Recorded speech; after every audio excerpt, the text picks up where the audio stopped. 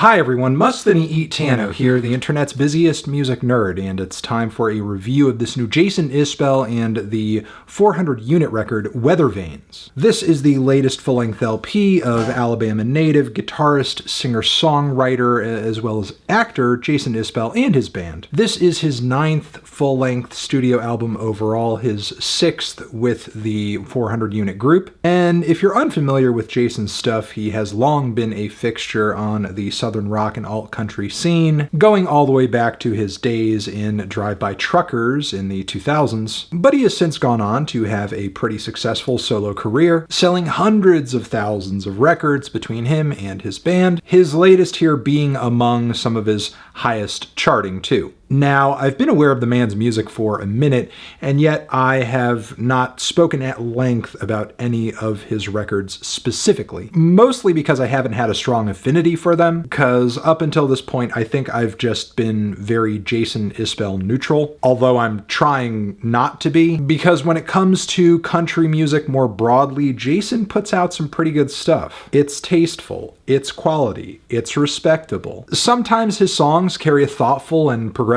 message that you don't often catch from white country-leaning singer-songwriters. And yet it doesn't seem to kneecap his success or commercial potential. So regardless of how you feel about Jason's music, I think his presence on the current-day music scene is a net positive. But with that being said, musically speaking, I think some of his albums can come across kind of cliche, by Americana standards anyway. And while Jason has enough taste to be pulling from some of the greats in this lane, be that Springsteen, be that Neil Young, he also kind of lives in their respective shadows a bit too. Plus, his tunes and performances don't necessarily have the bite that theirs did when they were at their creative peaks years ago. Regardless, I do always try to give Jason's new records a shot, as long as I don't almost miss the release date like I did here. But when I eventually tried this one, I was surprised that it really kind of gripped me right out of the gate with the song Death Wish, a track about caring for and loving someone who is in the throes of suicidal ideation. From the forlorn chords to Jason's heart-wrenching vocal performance and lyrics about devotion and just being concerned with this individual's well-being, this one just cuts deep. So of course this song goes down some pretty dark twists and turns, but there's some elements of hope in the lyrics as well that show up as it progresses, along with some cinematic strings percolating up underneath everything. So yeah, really strong and powerful start to the album, and I was pretty impressed with a number of songs to follow. There's King of Oklahoma, big Neil Young vibes coming off this one, with a very grand country rock instrumental that is backed up by a super fiery guitar solo. And the lyrics on this one read like a man going through the worst time in his life romantically and financially. The chorus basks in the glory of how good things used to be at one point, but then puts a final nail in the coffin saying, "Nothing makes me feel like much of nothing anymore."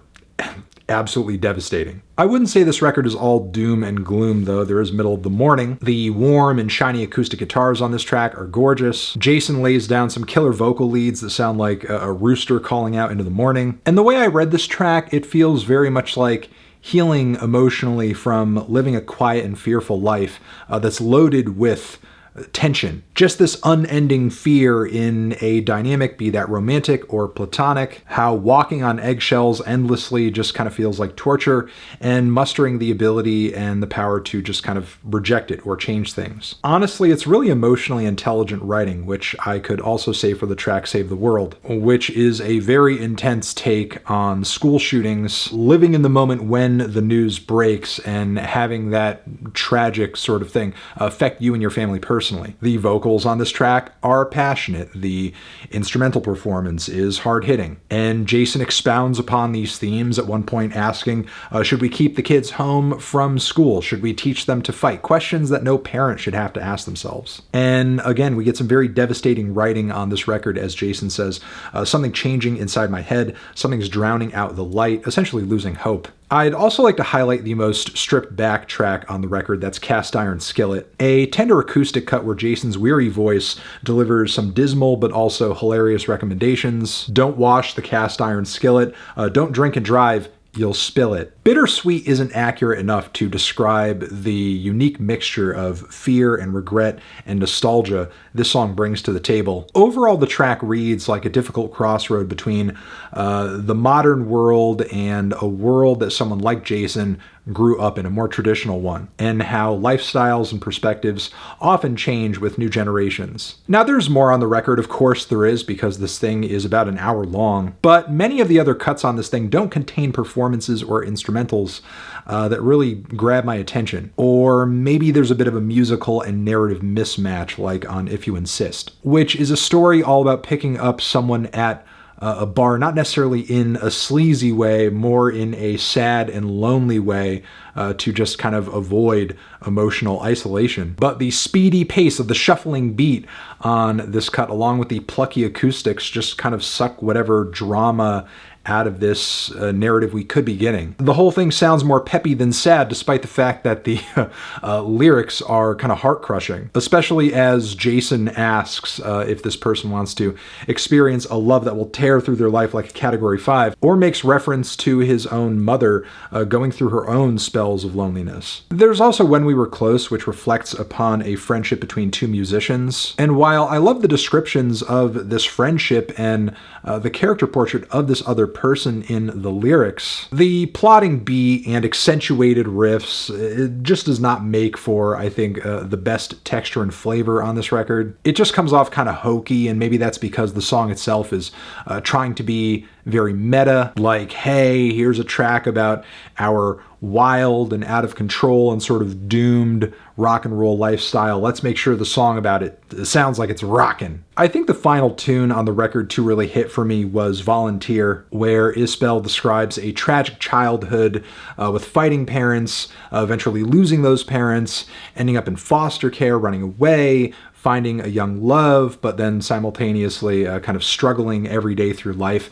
Essentially, the song asks, who signed me up for this? Why is this my life? Why am I set to deal with this day in and day out? Which I think says a lot about the normalization of human suffering in our society. But from here, the rest of the record, in my opinion, just kind of grows colder and colder, like a hot bath that was much more comfortable to sit in more than half an hour ago. It also doesn't help that we get some of the longest tracks on the very back end of this album, and hearing Jason and the band really drag some of these cuts out into jammier passages, I'll say it's not really their strong suit. On This Ain't It, for example, you can barely hear Jason singing, even some of the backup vocals, as well as the guitars blare over the entire thing like it's a really messy live recording. And the even longer closing track, Miles, despite the instrumental switch up and the kind of huge build toward the end of the cut, just doesn't finish things off as grand or as ambitiously as I had hoped, because there's a lot of volume to be had in the mix for sure, but the playing itself still comes across super plain and measured and just flat. But yeah, biggest issue with this album is that there are plenty of tracks that pale in comparison to others, and the whole thing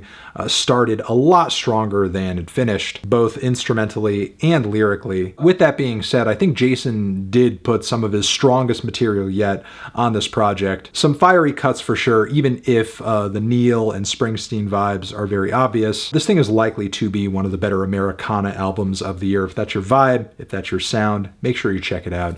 I'm feeling a light 7 on this myself. Transition, have you given this album a listen? Did you love it? Did you hate it? What would you rate it? You're the best, you're the best. What should I review next? Hit the like if you like. Please subscribe, and please don't cry. Hit the bell as well. Over here next to my head is another video you can check out. Hit that up or the link to subscribe to the channel. Anthony Fantano, Jason Isbell, forever.